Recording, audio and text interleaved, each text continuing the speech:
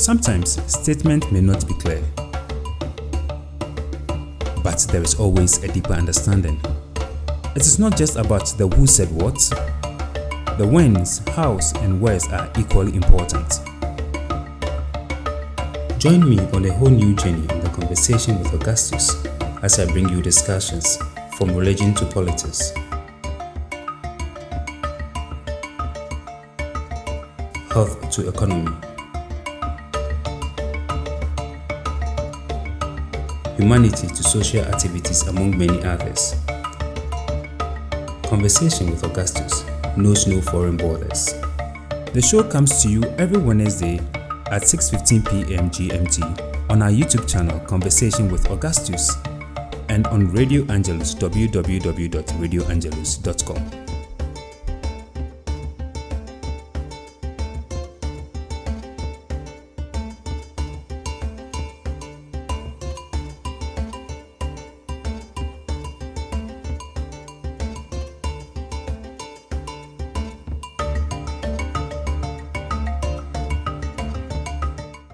This program is sponsored by Safe Life Experience Consult Limited.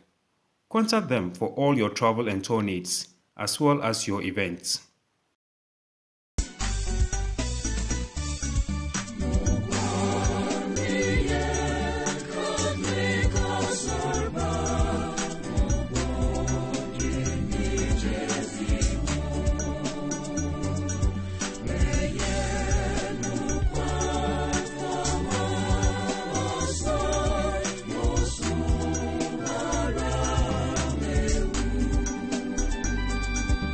Welcome to the conversation with Augustus Aiken. And before we begin our conversation, I would want to remind you of these words. Blessed are those who fear the Lord and walk in his ways. Sometimes lives become very challenging for us and we tend to give up early, but we forget such scriptures that should encourage us to move ahead since we are Christians. I don't know what you're going through today. I don't know your challenges, but keep on walking in God's ways.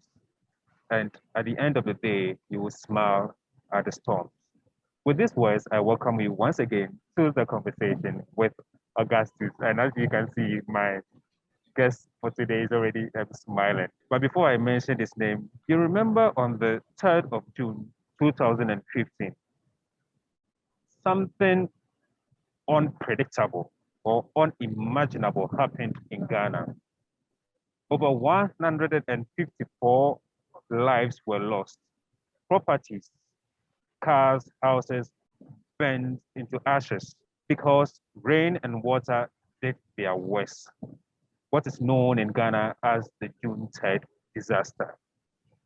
Some say it is the saddest moment in the history of Ghana since its independence, or since her independence on the 6th of March, 1957. But we will talk about what happened on that very day.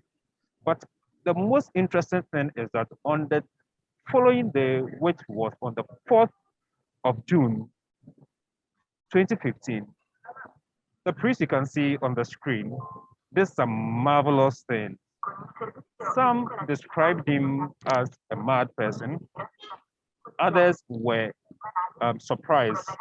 They couldn't actually find a word to actually describe his mood or his actions during that period. For others too, they had belief in him and they knew what he was doing. Today we are talking to Reverend Father Ebenezer Kofi Hansen.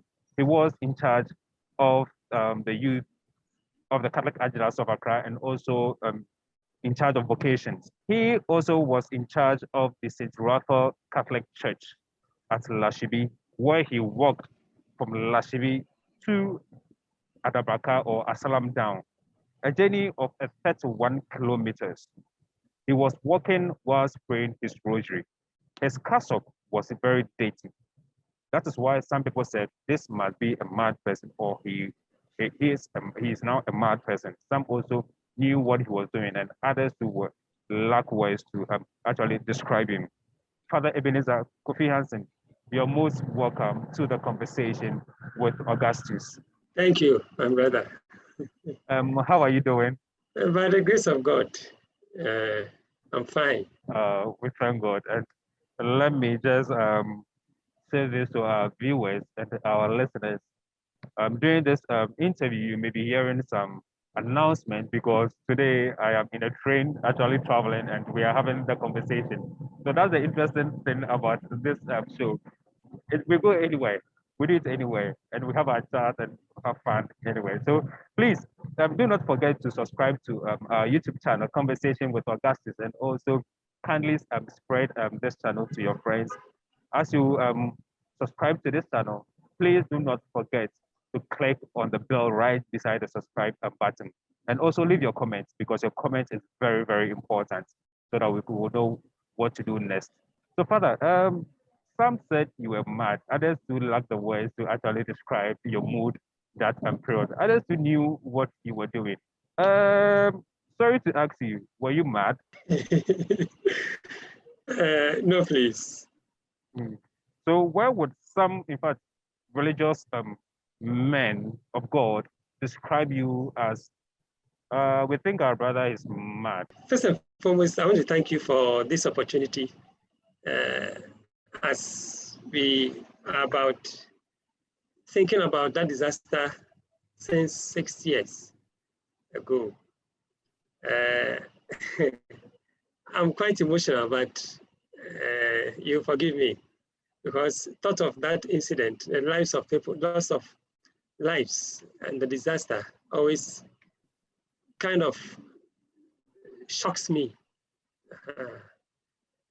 Not because it happened per se, but to have seen it and to have prayed about it and it still happened. Humanly speaking, it was depressing. And I still feel emotional when I have to recall that incident. But then, yes, I would say that first and foremost, you have to go through scripture to appreciate what everything whatever happened. Scripture, because we are told in Ecclesiastes that nothing new happens under the sun. Nothing new. What has happened today happened before, and it will happen again. It's a principle. If you go through, you will have the A or the B of it. So may I say that everybody at the time was part of the actors who had to bring God's message to humanity.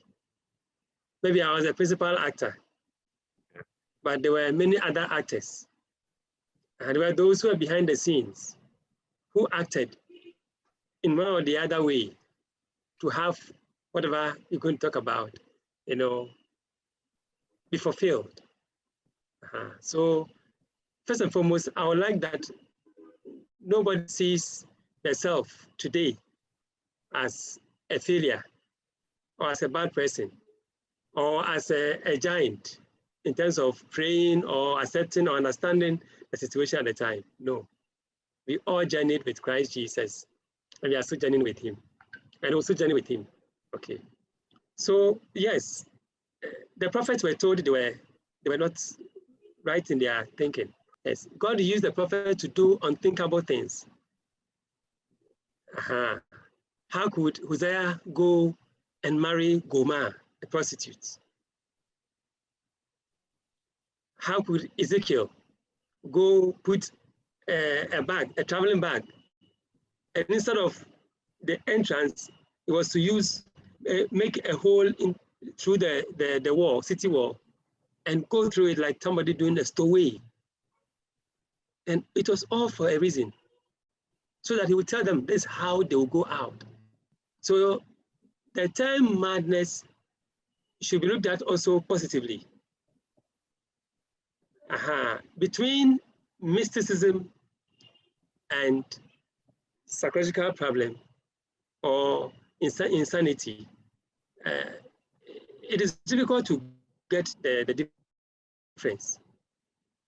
And as rational human beings who are used to a certain norm, we'll have to go by what we can see first before we soar higher with the faith So if anybody thought, in fact, it's likely that I would have said worse things if I saw anybody, any priest walking in a cassock with alb and then a red stool holding a rosary in the right hand and then a Bible in the left, walking gently. After such a disaster that people were shaking to the very foundations of their lives. I mean, in fact, even spiritually, we're not stable as a nation. So for any priest, anybody to wear a cassock, wear an alb, hold rosary, flip rosary through the fingers, have a Bible in the next hand, and move, though gently, it suffices for anybody to think that a person was out of his mind. Yeah. Probably was depressed or shocked from the incident. So I would have said worse things to anybody I saw walking like that. Okay, but let me ask you, did your authorities at that period of time actually subjected you to a medical examination, or did you yourself decide, okay, fine, people are saying I'm mad, let me just go and check whether I'm truly mad or not? Did you ever had any medical examination just to let you know that, oh, not, I'm not mad, or your authorities to confirm, no, he's not mad, what he's doing was the right thing? Yeah, so I thank God that the bishop at the time was a gift to the church. And I believe that God uses everybody for a particular reason, like Moses. And Joshua too had to do his part. So I feel at the time, the Archbishop did his best. Usually, the Archbishop is the last or to accept. So you have to go through many processes. You'll be the last person to say yes or no. But in my case, actually, I had gone to him severally before the day, and I told him certain things. So probably that's what made him appreciate what was happening. And on that very day, 3rd June, I went to see him in his office. I drove from Lashibi to Adabraka to see him in his office. And so when it happened, he understood what was going to happen. So he accepted it. He appreciated it. But of course, then that's how God will work. We can't all move towards clockwise direction. There must be an anti-clockwise wave to help shape every force to have a greater effect. Okay. But again, God is in a way that there will be a holistic approach to it. And the Catholic Church does it best from history.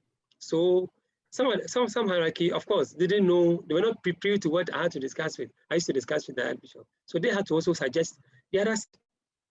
Of course, you have to go through scientific means to know that, yes, it is true, to ascertain that it is true, that it is this or that, before you can say that, yes, this is spiritual or it is mystical. So yes, it was recommended. And at the end, I went through a physiological examination. And I even went through psychiatric examination. Wow. Yes. For Okay. more than 1 year, I went through psychiatric examination. And what was the outcome? Archbishop did well by always sending me to one or the other retreat center to pray more, to discern more, which is the ideal. When one has a mystical experience, it is not advisable to keep the person in the open or in public.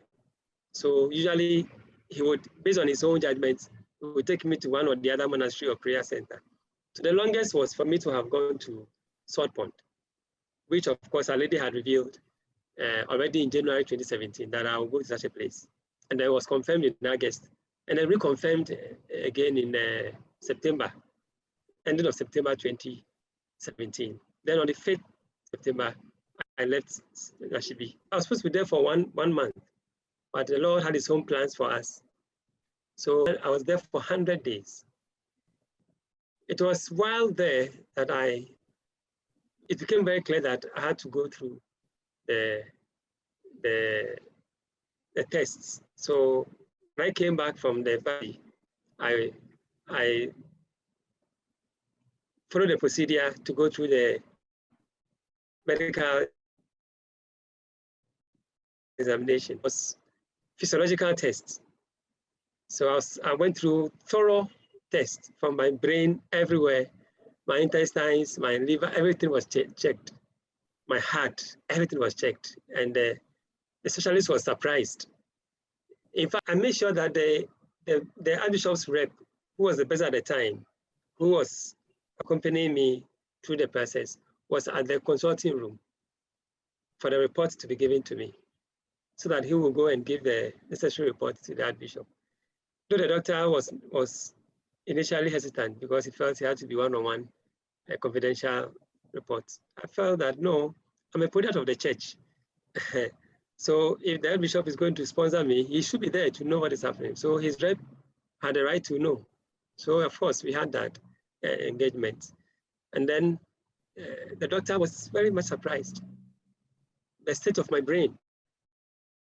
Surprised. If I had gone through all that I had gone through, and still he felt that my brain did not look like somebody who had gone through stress at all, not even for studying for about 9 years after SS. The heart, everything was okay.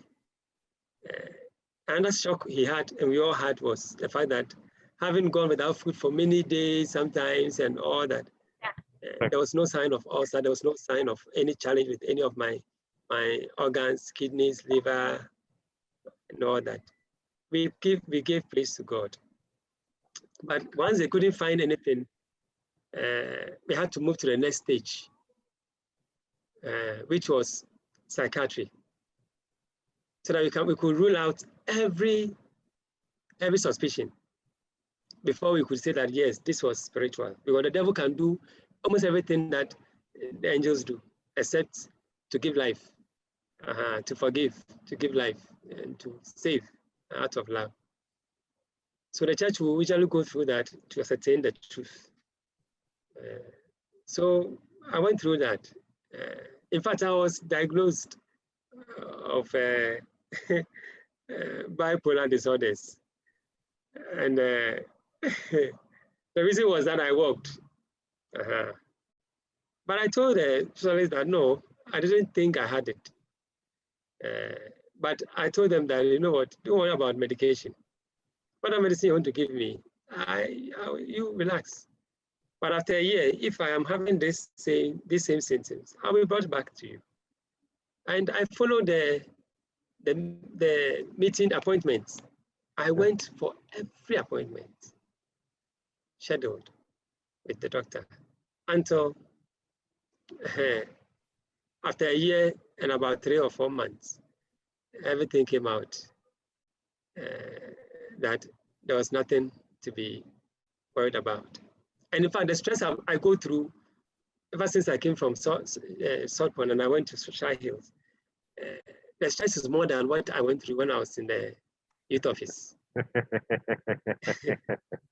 The stress I go through on daily basis. So if it was really a health issue, really a psychological problem, you can be sure that it would have aggravated. Yeah. And in the course of all that, Dan Bishop never took me to any hospital to take para, apart from going to the hospital for the tests and everything. 3 years or 4 years that I was going through all these, I never took even para. I never took even para. Yes, to the glory of God. Okay, so the program is the conversation with Augustus, and today we are talking to Reverend Father Ebenezer Kofi Hansen. Father is actually stationed at the Archbishop Ando Katkatka Center. He is the assistant director for that retreat center, which belongs to the Catholic Archdiocese of Accra. So if you want any spiritual guidance, you can go and see him and then Reverend Father Samuel Kokodi. Both of them are there to help you with your spiritual development. This program is on our YouTube channel, Conversation with Augustus, every Wednesday at 6:15 p.m. and also on our online radio, www.radioangelus.com. And for those outside Ghana, let me say this program is at 18:15 GMT. And we are talking about his experience on the 4th of June, 2015. Let me ask you, can you briefly take us through the vision which you had and which manifested on the 3rd of June? Thank you. So I must say that it wasn't like an isolated case or isolated vision. There have been several visions right from 2012, or even back, we could even go back as far back as 2010 after my ordination. But of course, I had to pray about them. I had to live with them. I had to discuss with my church director from time to time. In 2014, it became very evident. Okay. And so many times during Mass, there could be a flash of a scene at the death of, let's say, a prominent person in the country. And there were times I happened to mention the persons, and it happened. Even though we would ask for prayers for the person in question, it happened. So there were many other incidents relating to even the relating to some people. And most of the time, you have to keep it quietly about it. Talk it over with the appropriate authorities, church director, the archbishop, and all that. So this disaster had been revealed many years ahead. Until that very day, we were having 72-hour adoration, if you remember, from the Tuesday to Thursday. Yeah. In preparation for Corpus Christi, the following Sunday. So the Tuesday was the first day, then Wednesday was the second day, and then third day was Thursday. It was on Wednesday, before the Blessed Sacrament, while praying early morning, that there will be a disaster and many lives will be lost. But you see, as a human being, I also had my own inclinations. Every year in June, we had rainfalls. Whenever we had a downpour, we had the floods, in some parts of the city. And so in my mind, actually, I thought it was even that.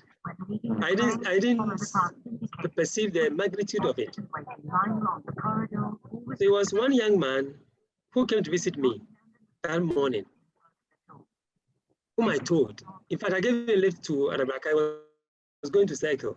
So I gave him a lift, and I told him that it was going to be a disaster, a serious one.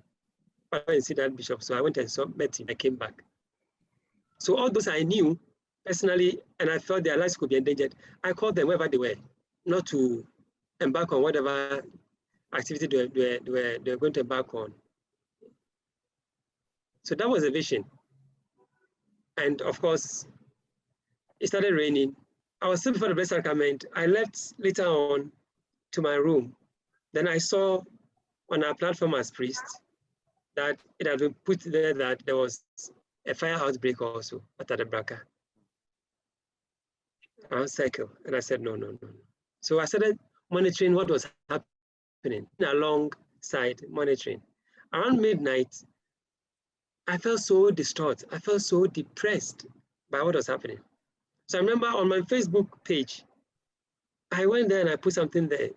I wrote something to the effect that God had promised that he will never destroy the world again with water or fire. With fire, yeah. As it happened to Noah's time and then in Lot's time. And so this should be an evil generation that will have the two at the same time. I was so frustrated. So I poured out that frustration. Of course, I had to continuously pray until the next morning. That was the second day of our Triduum. Yeah. When I finished with Mass, and then I went before the Blessed Sacrament to adore the Lord. Then the message came, and the Lord said it clearly that I should go and do a penitential walk. and that Ghanaians had rejected him. He said it. Ghanaians have rejected me.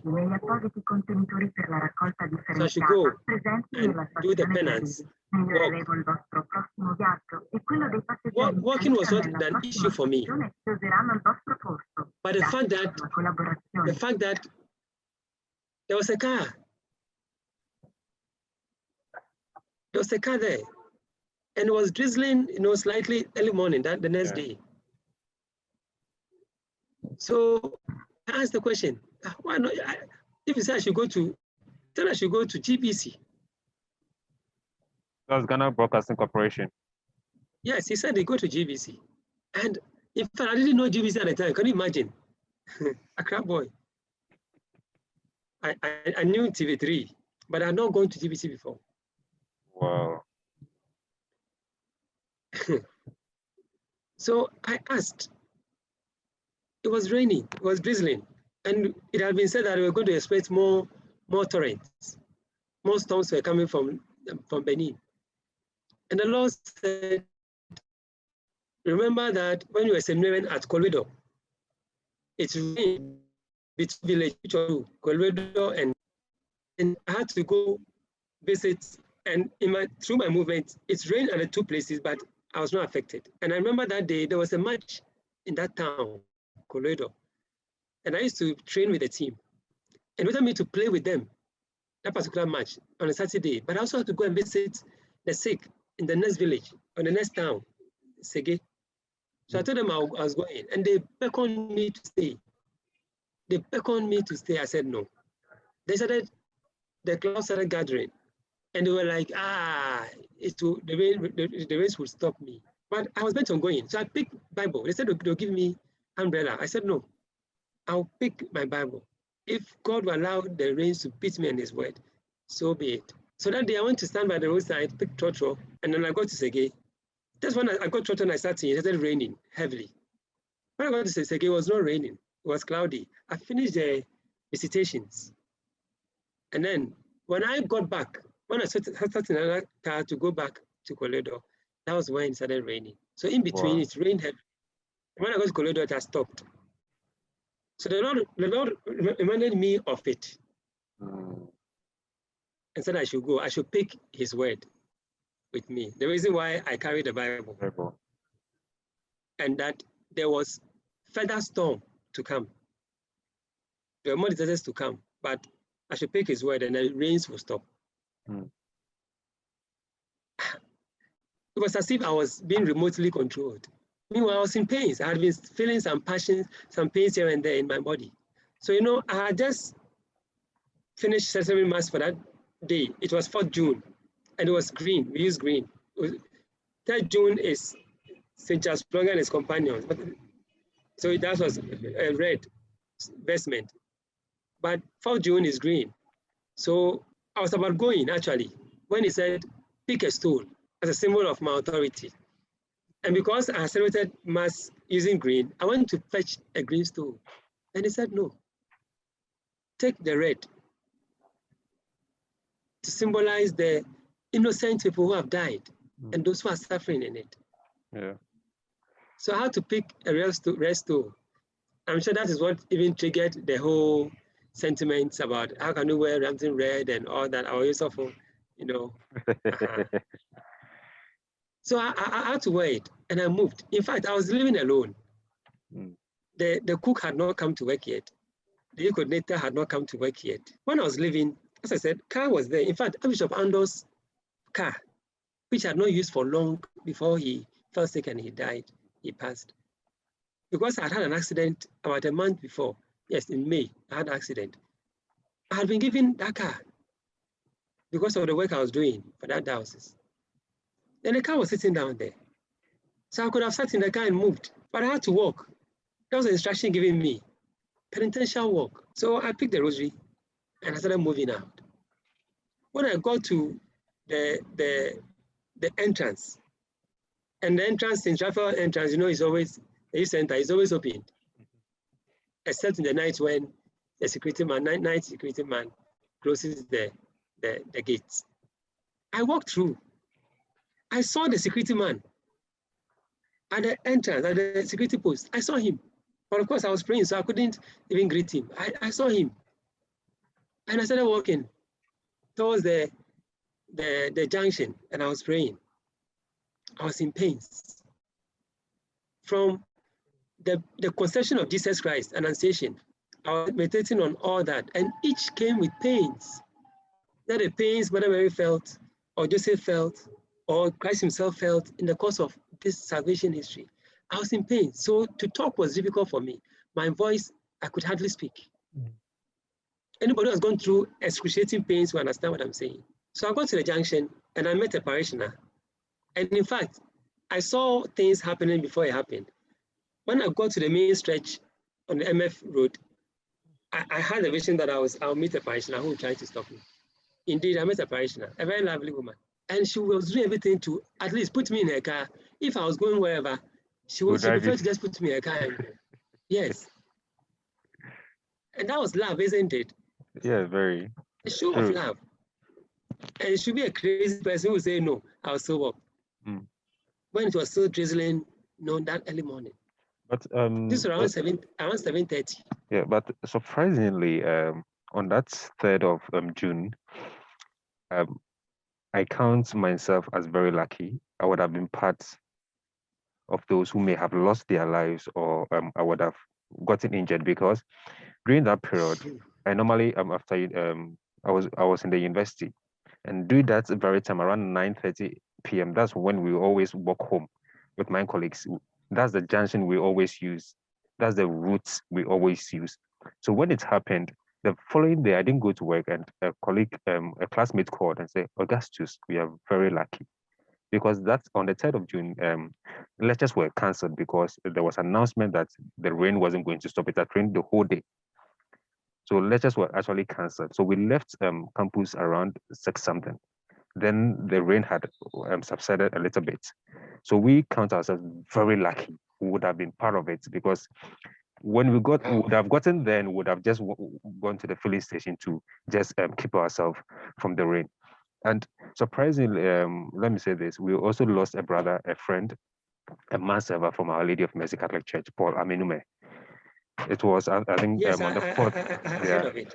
It was on the 4th, around, I think, midday, around 12 o'clock, that we heard that he was also part of those who had lost their life. And that's Paul's picture on the screen. And very handsome man server. We all grew up together from the same community. We served at the same altar, and he lost his life. So for us, some of us, we count ourselves very lucky, would have been part of it. And even my colleagues at the Catholic Digest, that's the route we always use. But on the 3rd, we close very early. So some of us are very lucky. We thank God for that. But the feeling of rejection, did you ever felt rejected by your own brother priest? And also maybe your friends, family, parishioners? Did you at any point in time felt like people had rejected you and you were alone? Yes, but if the master himself said he felt rejected, he was rejected, how much more the servant? If the shrine, if the god at the shrine, the deity says is rejected by the community, it means that the priest who is keeping the deity has been rejected also. You understand? And so this cannot be without you, the rep of the deity, going through that rejection. So yes, and it was not just that day. I mean, at a point in time, I had gone through, I had been so disillusioned because I was indoors. So this quarantine, I'm not feeling it because Yeah, 3 years or 4 years, I was in solitude. Priest in charge of a church. Sunday, they are celebrating Mass, and I am in a small adoration chapel at the mission house. And I'm celebrating Mass alone. So what I had to do was, Mass began at 8. Before then, there will be adoration. And so I made sure that I lived as they were. Then at the time for Mass, I will start Mass and try to be there with them. That's what consoled me most of the time. So I wasn't surprised when later on some of the parishioners said they saw me in the church on some of the Sundays. So yes, the gift of being at the, two places at the same time. Yes, sure. And it is only some of these phenomena that consoled the soul. But I was expecting family members, parishioners, brother priests, yes. Archbishop Buckle will come every now and then. He came to see me every now and then. One of the other priests came in. In fact, the priests who came in were sent by Our Lady. When I had to go for confession, or when I needed to do something very spiritual, and I needed a priest to do it, when I felt it, a priest came. At once it was a Ebenezer. Another time it was Father Lighter. Another time it was Father Andy. They came in just timely. But you see, it is a desert experience. It is part of it too, desolation. In spiritual life, one must go through it. Christ felt it also. So it was a preparation time. If everybody had been around me at the time, I wouldn't have felt what God went through. So it was a purification period unknown to me until later on I came to understand. When you said that, something came to mind. I've forgotten the exact quotation, but when I think when the apostles were praying also, and God said that set apart these two for me to go do my work. And whenever you hear the word set apart, separate them, prepare them for the work I am going to. So that was God had a certain purpose for you using our mother, in the month of May, where we pray the Holy Rosary dedicated to her, asking for her intercession, and October as well, setting you apart for a purpose. That was why you were in solitude. That was why you were there. But let me ask you this. 6 years down the line, has anything changed? No. In fact, things have worsened. After water and fire? Things have worsened. Things have worsened. You see, the most important thing here, and that's what I say all the time. In fact, to be frank with you, I didn't vote. 2016, I didn't vote. I said, for a long time, I've not been voting. And I know it to be like, oh, you're not expressing your civil right. I pray for Ghana. As at now, that we are so partisan in developed worlds or other places, being partisan is only to help us to choose an ideology. Finished. You are a socialist, you are a capitalist, you are coming to feed the nation per what you believe in, and God will use you to do that. That's what happens at the Vatican. The conservatives, the liberals. Yeah. God may use one person to help the situation at a time. Like Pope Francis, even a that, liberal we don't person. get the best. Like Pope Francis, who is a very liberal Exactly. person. Yeah. So we may not have it the best every time. In the case of our country, our dear country, Ghana, we are so polarized. We are so polarized, deeply rooted in division, ethnic divisions. Religious is even worse when it comes to religious. And then the politicians only feed into the ethnic and the religious conflicts, and they move like that. And they are destroying the core of society. And we cannot see today. Look, it's a progressive evil, if you like, that are being lived by our leaders. Progressively, we are just going down. Meanwhile, what is we'll go into it, because I know that for 2 or 3 weeks to come, we'll be talking more about Ghana and Africa. So this is just a teaser. Okay. Is Ghana heading to disaster? Before we round up our interview, what must we do now as Christians or as citizens? In 2014, on the 1st of July, the Lord sent me to the Archbishop at the time. I had gone to him to discuss issues of youth and vocations, but the Lord made me tell him also.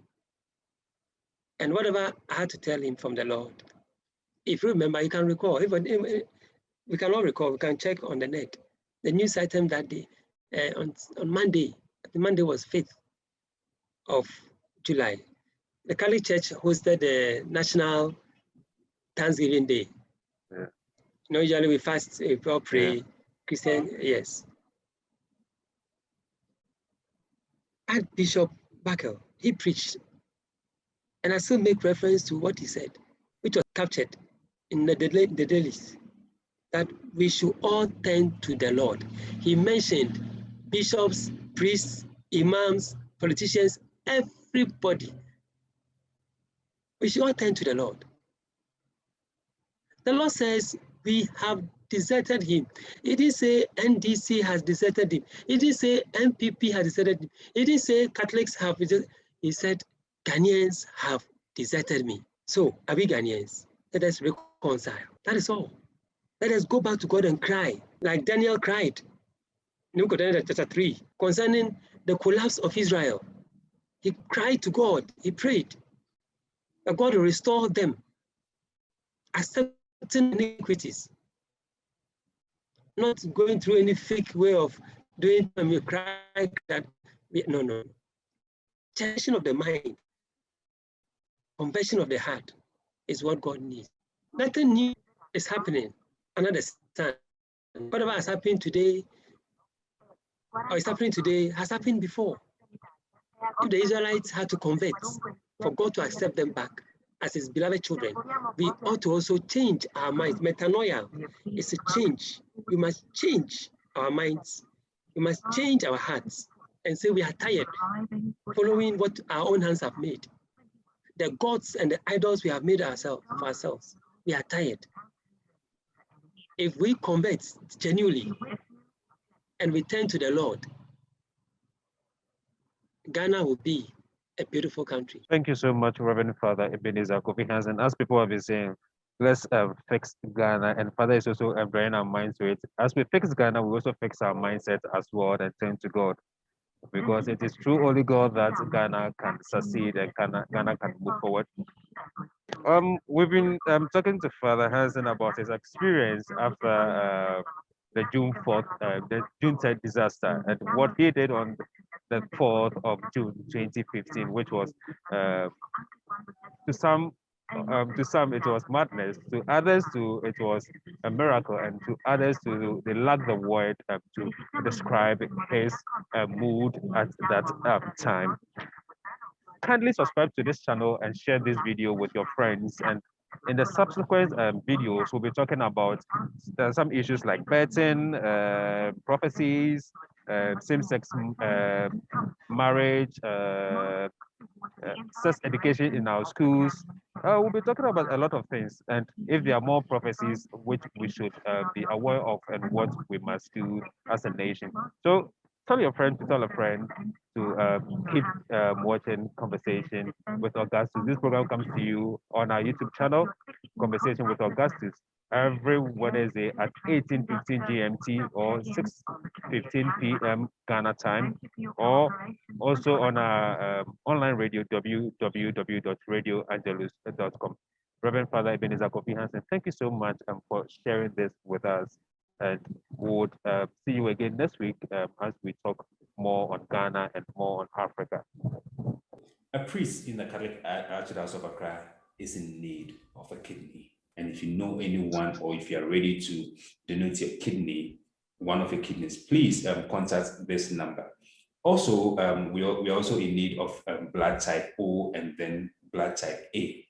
If you can help, please call this number, +233 5451 89905, +233 5451 89905 if you are living outside Ghana. And if you are in Ghana, the number to call is 054 51 89905. The number is 054 51 89905.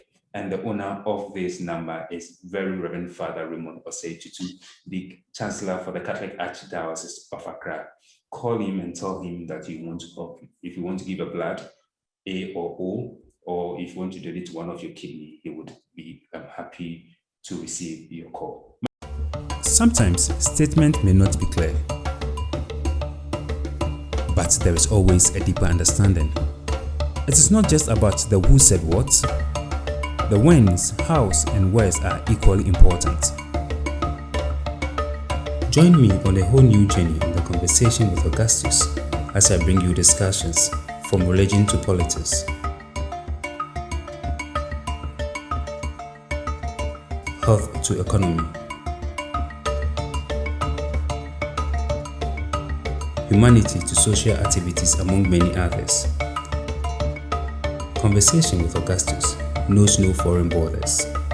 The show comes to you every Wednesday at 6:15 p.m. GMT on our YouTube channel Conversation with Augustus and on Radio Angelus, www.radioangelus.com.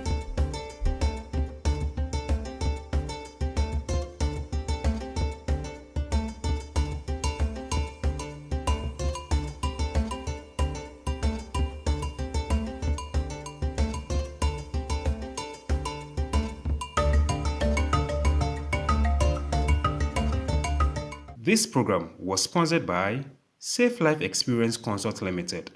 Contact them for all your travel and tour needs, as well as your events.